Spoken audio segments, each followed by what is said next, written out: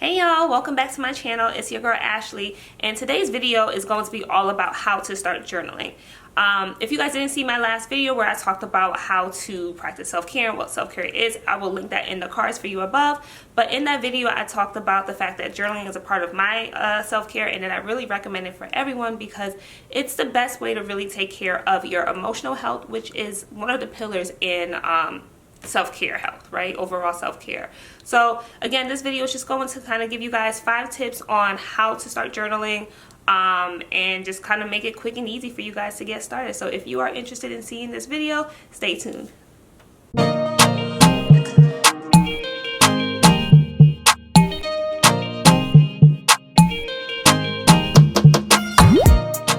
So step 1 is to just start. Right? It's plain and simple. The only way you can really journal is if you actually do it. So just start. So grab yourself a piece of paper, a pen, or a notebook, something like this, and this could be your special just journaling notebook, and just start writing. That's step number 1. Get you something to write on, get you something to write with, and start.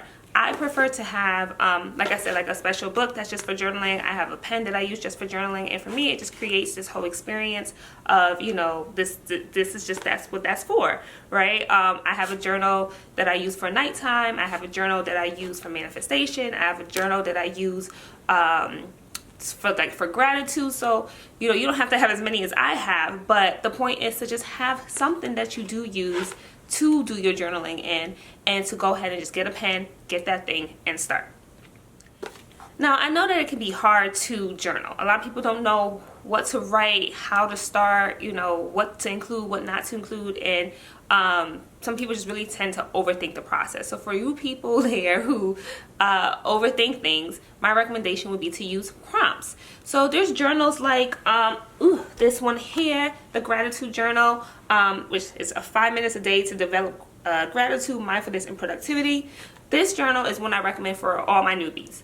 Okay, it's one that I like. It's one that I'm actually now using. I just started using this month, or this week actually. And it's really, really quick and easy.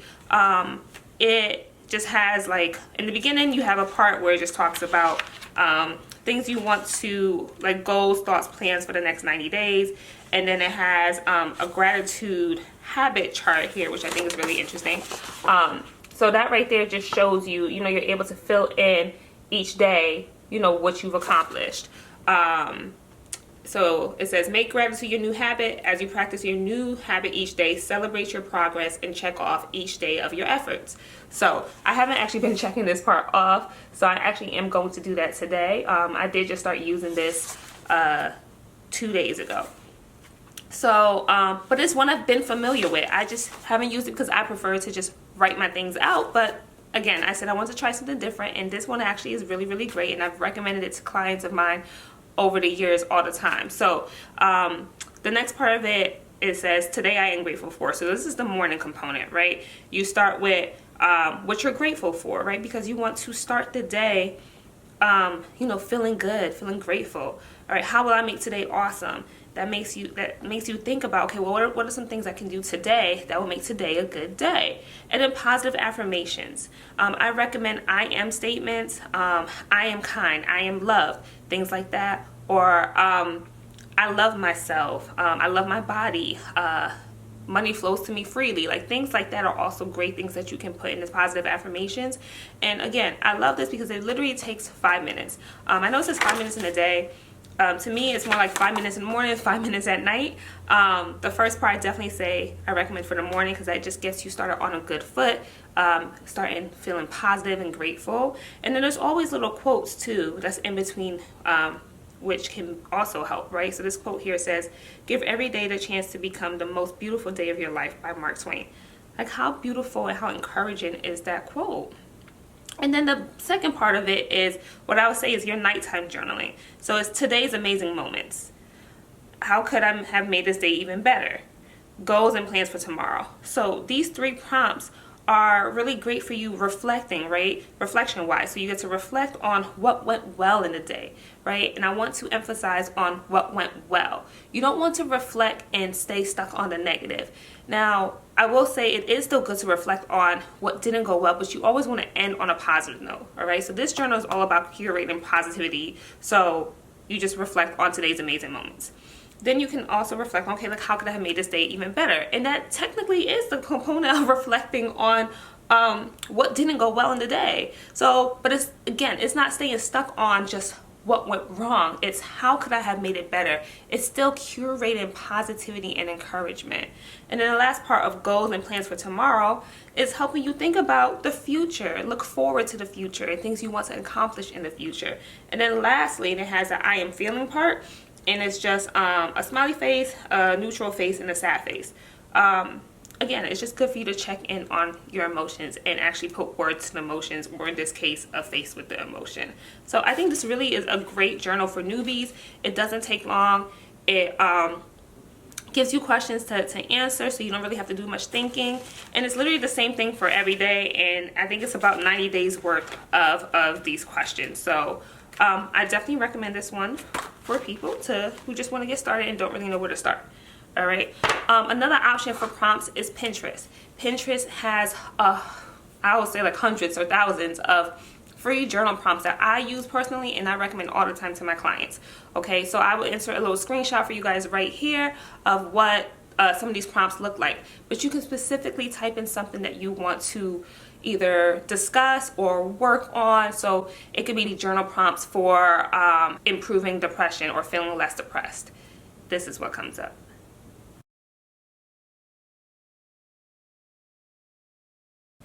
It can also be journal prompts for reducing anxiety.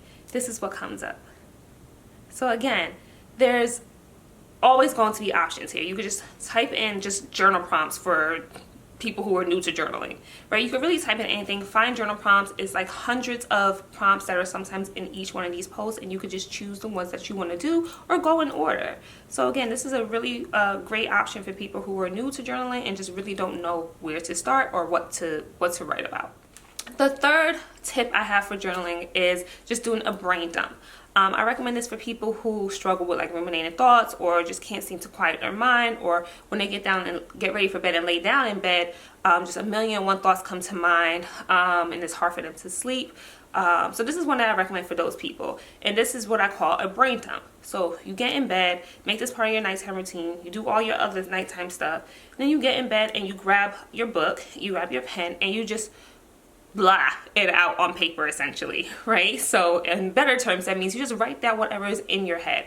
It doesn't have to make sense. It doesn't have to have sentences, punctuation marks, commas. It's just getting it all out. And it's essentially like a way of venting, right? You know how you feel better after you vent about something that was bothering you to a girlfriend or somebody?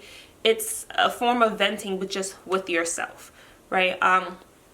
Sometimes we don't want to put all our stuff on our loved ones, or we may not actually want to share specific parts of what was going on, because we know maybe like we're overreacting already, or we just don't really feel like it's necessary, but we still need to get it out. So this is another way for you to still get that out. Just write down whatever comes to mind, what's in your head as they pop up, put them on your paper, whatever way that makes sense to you. It could be drawings, it could be stick figures, it could be random words, it could just be a whole bunch of words of all the emotions you have: anger, frustrated, annoyed. Like, you could just write them all down. You can underline things, exclamation point, just really whatever comes to mind for you, put it on paper. So my fourth tip for starting a journaling practice is to just write about your day. So again, grab your notebook or whatever you're using and just write what happened today. Today I woke up at 8 o'clock. I did some yoga. I went to the gym. I really wanted to, finish up all my notes, but I wasn't able to. But I did get, 10 notes in, so I only have about 5 more I need to do. I spoke to my parents, got into an argument with my boyfriend. I did some shopping. Went to the grocery store. Like, literally just write about your day. And, it's really simple, but I would say while you're writing about your day, try to include emotions, right, and thoughts that you had, right? So when I spoke to my parents, I felt happy, or I felt sad because, you know, I can't see them as much as I want to.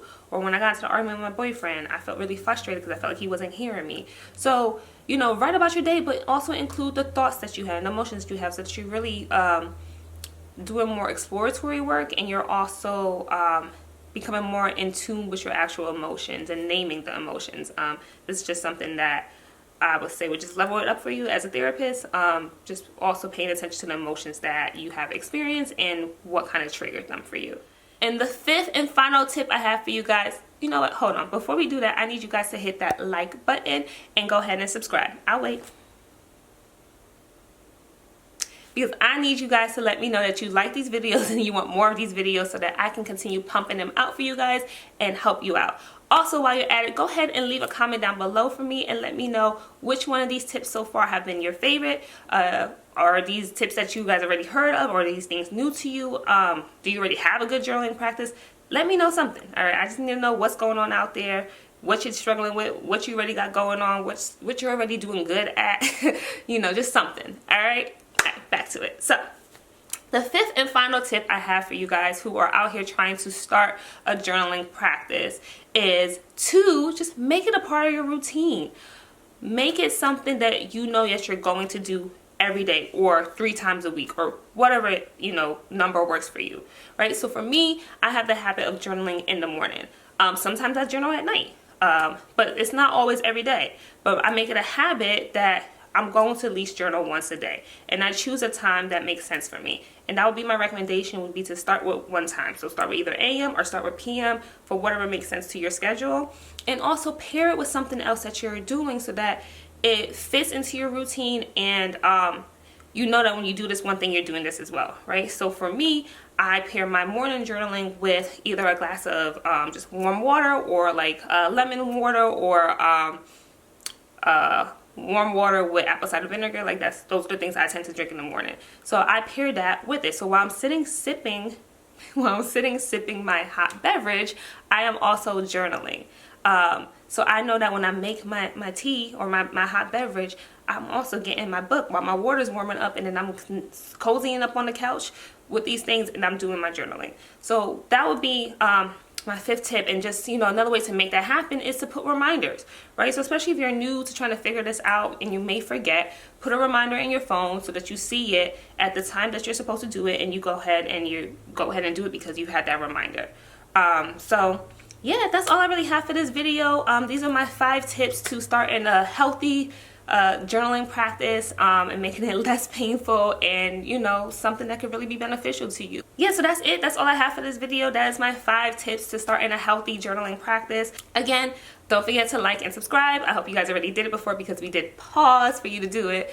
I hope you guys enjoyed this video. If you know someone that this video could be helpful for, please go ahead and send it to them. I really do think that journaling is something that everyone can do. It's not hard. It doesn't really take much equipment. Like I said, it could just be a pen and paper, or you could get a notebook that's, you know, you could get notebooks from the dollar store. So I do think that this is something that everyone can do, and it's a great way to work on yourself. It's a great, cheap, easy way to do self-improvement and be more in touch with your emotions and just your triggers and just your life in general.